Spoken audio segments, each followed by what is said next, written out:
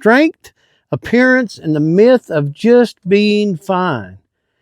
Now, there's a quiet assumption most of us carry, whether we realize it or not. If someone looks strong, we assume they're strong, they're in good health. If someone is active, we assume they're healthy. If someone keeps up with life, we assume everything is fine. And most of the time, no one challenges that assumption at all, not even the person living inside the body, So because appearance is visible, structure, it's not. Now, we live in a culture that measures health by what can be seen, observed in the physical. How someone moves, how energetic they appear, how productive they are, how much they can carry, lift, or endure. But the body doesn't fail first at the surface. It fails quietly underneath all that. And by the time outward strength fades, the internal story has often been unfolding for some time, for even years. Now, this is one of the reasons I think sudden health events feel so shocking. They don't match the picture we had in our minds. He was so active. She was so strong. They didn't look sick. Those statements are true and incomplete, because looking fine is not the same thing as being structurally supported. Now, strength, as we usually define it, is performance based. Can you work long hours? Can you push through the fatigue? Can you stay productive under pressure? Can you keep going without stopping? But performance is not the same thing as resilience. Performance is what you can do today. Resilience is what you can recover from tomorrow. Now, and the two are not always lined up. Many people live for years on performance alone, just performance. And that kind of results in what I think is they borrow from their reserves. They override the signals. They ignore early warning signs. They push through discomfort and call it discipline. And for such a long time, it works. It gets them through until it just flat doesn't. And I know that we probably already got stories like that. You've got things in your own life where you've seen that. Maybe your own self, but the body is remarkably good at maintaining appearances. It redistributes resources, it compensates, it adapts, it finds ways to keep systems running even when materials are thinning. That adaptability is a gift, but it also creates a dangerous illusion, because as long as the body is compensating, we assume nothing is wrong. We rarely ask questions about what we don't feel. We notice pain. We notice fatigue when it becomes overwhelming. We notice symptoms when they interrupt our lives. But we don't notice the slow loss of margin, the slower recovery, the increased tension, the sleep that doesn't restore the way it used to. The irritability that feels out of character for somebody, the endurance that quietly shortens, those changes just don't announce themselves as problems. They feel like what we call aging sometimes, like stress, like just plain old life that we endure daily. Now, this is where I think the myth of being fine takes hold, because everyone else around us is experiencing the same thing. So we normalize it. We normalize exhaustion. We normalize stiffness. We normalize poor sleep. We normalize consistent stress. And when something eventually breaks, we call it sudden, even though the groundwork was laid quietly in the past, over the time period that resulted to the end result. Now, one of the hardest truths to accept is this: the body can look strong while becoming fragile. Not because it's weak, but because it's been compensating far too long. And compensation always has a cost.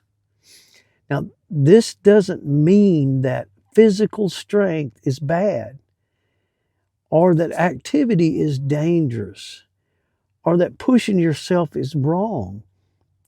It means that appearance is an unreliable metric. Outward capability tells us very little about internal reserves. Now, think about structures. Structures in the physical world. A bridge can carry traffic every day until one day it doesn't. A building can stand tall until stress, fractures reach a tipping point, like an earthquake would cause. A machine, for example, can operate smoothly until a part that was just wearing quietly in the background finally breaks, fails. In each case, performance masks deterioration. The same is true in the human body. Now, what makes this especially difficult is the modern life rewards visible strength. We praise endurance. We celebrate the hustle and bustle. We admire people who push through limits, and we rarely pause to ask what that endurance is costing eternally. There is social value in appearing strong. There is very little social value at all in admitting depletion. So most people, frankly, just don't. They don't admit it, don't talk about it. Now, another layer of this problem of what I'd like to identify, or I think is something that needs to be identified here, is people often define themselves by what they can do, their work, their physical ability, their productivity, their reliability. So when the body starts sending quieter signals, those signals are inconvenient. They threaten identity. It's easier to ignore them than to confront what they might mean. Now, this way is the slowdown. It's the part that the warning sign, and you need to know it. We need to observe it. This is why many people don't slow down until they're forced to, until pain becomes unavoidable, until fatigue becomes disabling, until a diagnosis interrupts the life, until an event occurs that can no longer be explained away. At that point, the question isn't what happened, it's how long has this been building up? Now, the tragedy isn't that people ignore their health.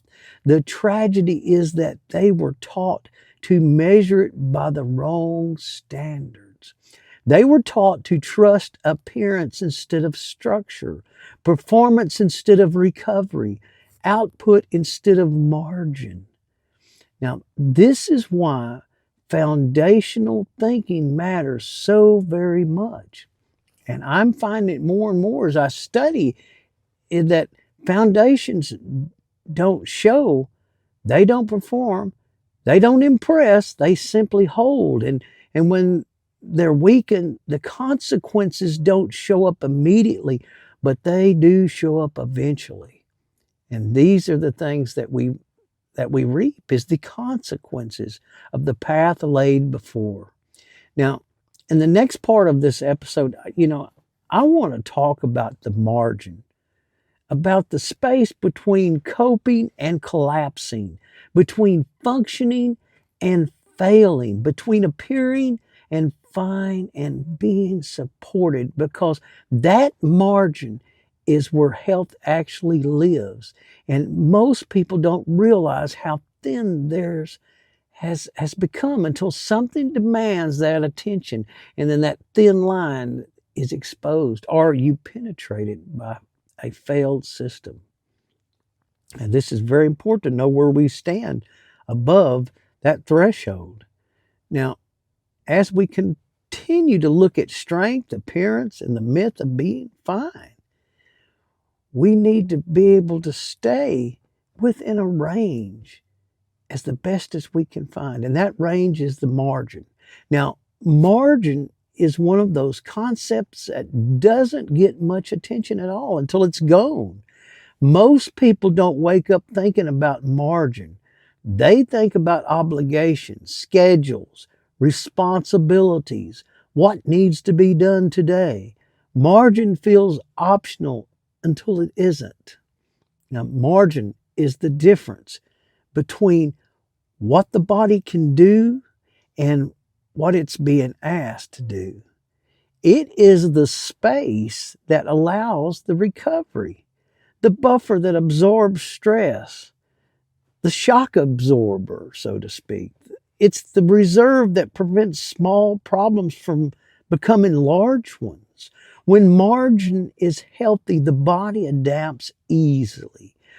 When margin shrinks, adaptation becomes a strain on the body. And when margin disappears, collapse feels sudden, even though it wasn't. But it's the revelation of what was leading up to that. Now, modern life steadily erodes margin without it never announces itself. Longer work hours, stronger and shorter schedules, and shorter sleep, constant stimulation, overstimulation, uninterrupted stress, reduced recovery. None of these things feel dramatic on their own, but together, over time, they thin that margin, that buffer. And because the body is adaptive, it compensates, it tightens, it reroutes, it bores from the reserves. It prioritizes survival over comfort. From the outside, everything still looks fine, but inside that battle is going on. The compensation is taking hold. This is where the confusion begins, I think. People assume that they can still function. They must still be healthy. But function is not the same as thriving. And function is not the same as being structurally supported. Function can be maintained even as margin disappears. One of the most clearest indicators of shrinking buffer, shrinking margin is recovery time. Now, how long does it take to bounce back from exertion, from the overall stress, from poor sleep, from emotional strain? When margin is wide, recovery is quick. When margin narrows, recovery slows. And when margin is gone, recovery stops altogether. People often misinterpret this as aging, but aging is not the primary issue. It's depletion. Depletion. That is the issue. Now, another sign of eroding margin is increased sensitivity. Sensitivity to stress, sensitivity to noise, sensitivity to poor sleep, sensitivity to minor disruptions. When margin is healthy, the body absorbs stress without protest. When margin is thin, everything feels heavier. This doesn't mean the person is weak. It means the buffer is gone. That margin, that threshold is gone. Now, what makes this especially tricky is that margin loss doesn't announce itself clearly. It doesn't come with a diagnosis. It doesn't show up on a scan. It doesn't always trigger abnormal lab values. It shows up as a feeling of being less resilient than I used to be. And that's easy to dismiss. Now, modern culture tends to frame this experience as just a personal failure. You need to push harder. You need more discipline. You just need to be tougher. You just toughen up. But pushing harder doesn't restore the margin. It consumes what little bit remains. It, it takes from that. Now, this is why the myth of being fine is so dangerous. People continue to push because they look fine. They assume they are fine, but because they're still functioning, operating, compensating. They ignore the shrinking margin because no one taught them to value it in the first place. And then one day something small becomes catastrophic, not because it was powerful, but because there was no buffer left. This also is why appearance-based assessments of health are just unreliable. Someone can look strong while operating with no margin at all. Someone can appear energetic while boring from the reserves. Someone can seem resilient while one stressor away from collapse.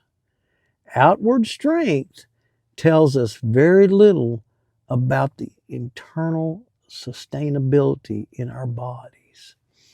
Now, margin doesn't require perfection to rebuild at all, but it does require honesty. Honesty about recovery, honesty about stress, honesty about what the body is being asked to endure.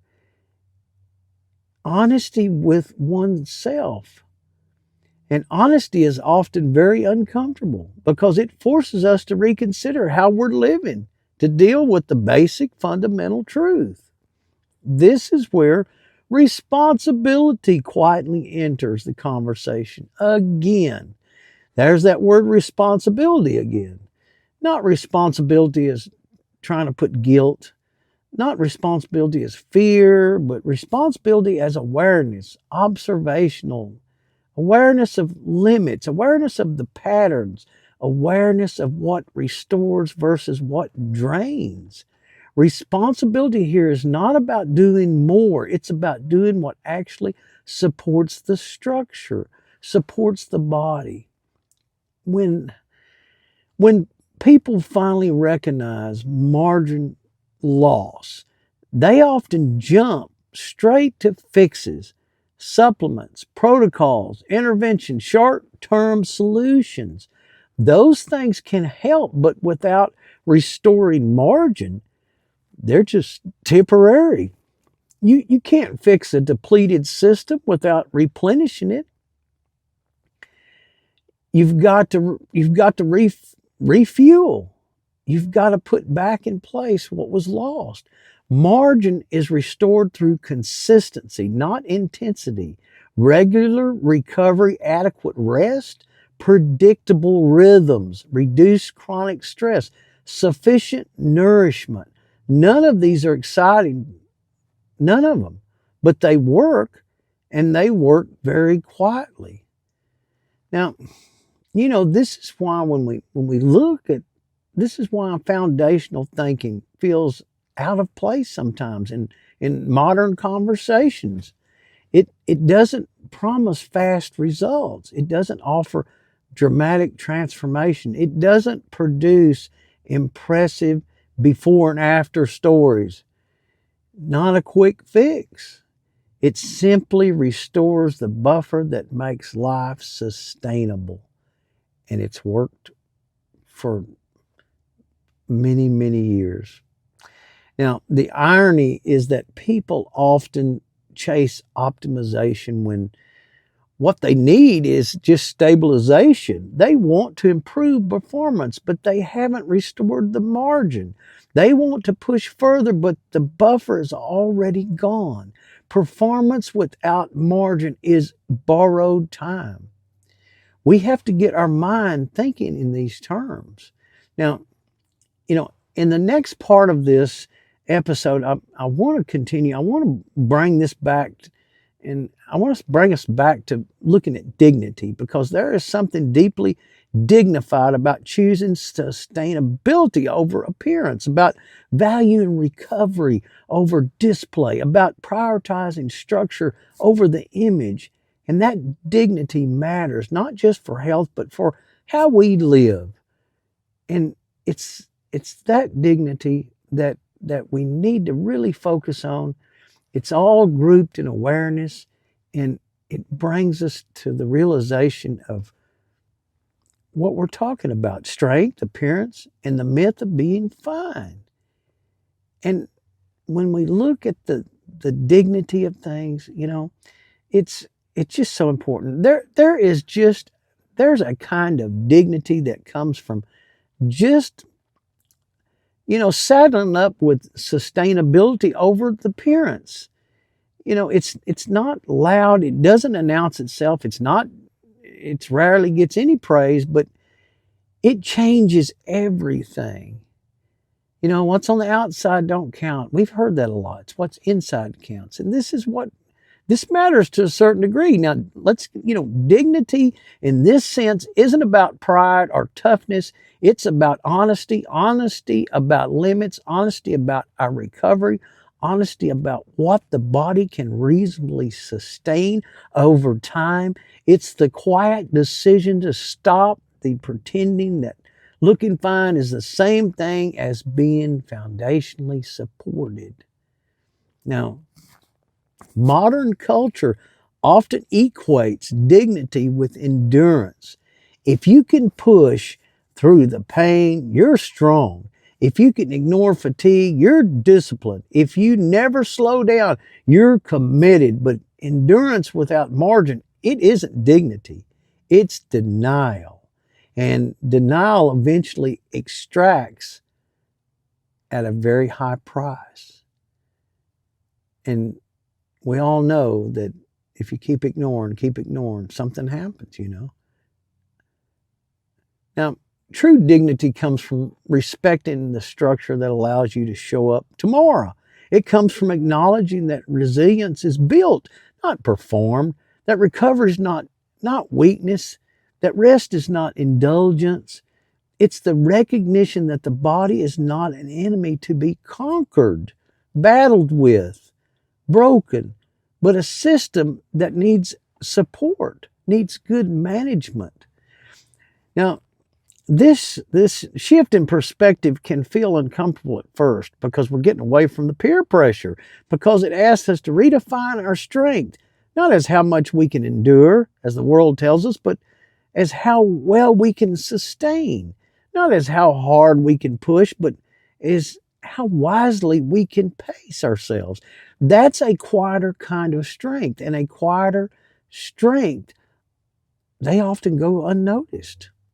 Now, there's also a humility required here. Humility to admit that we don't always know how depleted we really are, what shape we're really in. Humility to recognize that the body has been compensating for us. Humility to listen when signals appear, even if they're inconvenient. Humility isn't humiliation, it's accuracy.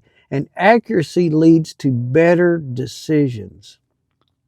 Now, one of the most difficult things, I think, for people to accept is that collapse doesn't mean failure. It means the system ran out of the margin. It means the body, what it could do for as long as it could do, and when it couldn't anymore, it spoke loudly. Understanding that removes shame from the conversation. It replaces blame with learning. Now, this is why it's so important to talk about these ideas before something breaks. Not after fear enters the picture, not after urgency takes over, but while there's still room to adjust. Because once margin is gone, every decision feels reactive. You got the floor pulled out from under you when the margin's gone. And reactive decisions are rarely calm or wise. You're just reaching out to grab a hold, to hold on to something, whatever you can do. Now, when people begin restoring margin, something interesting happens. They don't suddenly become weaker. They become steadier. Recovery improves. Tolerance increases overall. resilience returns not dramatically, not overnight, but predictably. And the steadiness is far more valuable than any temporary appearance of enormous strength. Now, there's also a deeper benefit to this way of overall living. In when you stop measuring yourself by appearance and output, you gain clarity. You become less reactive, less over anxious, less driven by comparison. You start making decisions based on sustainability rather than pressure. That shift doesn't just support health, it supports a peace of mind. Now, you know, this episode isn't an argument against effort or discipline or challenge. It's an argument for sequence, prioritization. First, ensure the structure can hold, then apply effort. First, restore the margin, then test limits. Reversing that order is how people appear strong while quietly becoming fragile. Now, as this series continues, we'll keep returning to this idea in different ways, different forms, through patterns, through history, through materials, through older ways of just generally looking at life. Not because the past was perfect, they had their problems, but because it often valued sustainability more than spectacle. Now, in the next episode, we'll begin talking about patterns that repeat across families and generations. Why certain problems, seem to run in families. Why that explanation is often incomplete, and how unexamined, issues come up.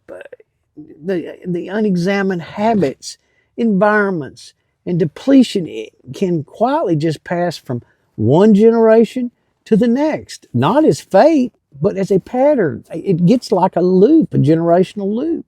We all have those things we carry, and we have to get where we can be aware of all this. Now, for now, I'll leave you with this thought. Being fine is not the same thing as being supported. Looking strong is not the same thing as being resilient. And endurance without margin is borrowed time. True strength is quiet, it's patient, and it lasts.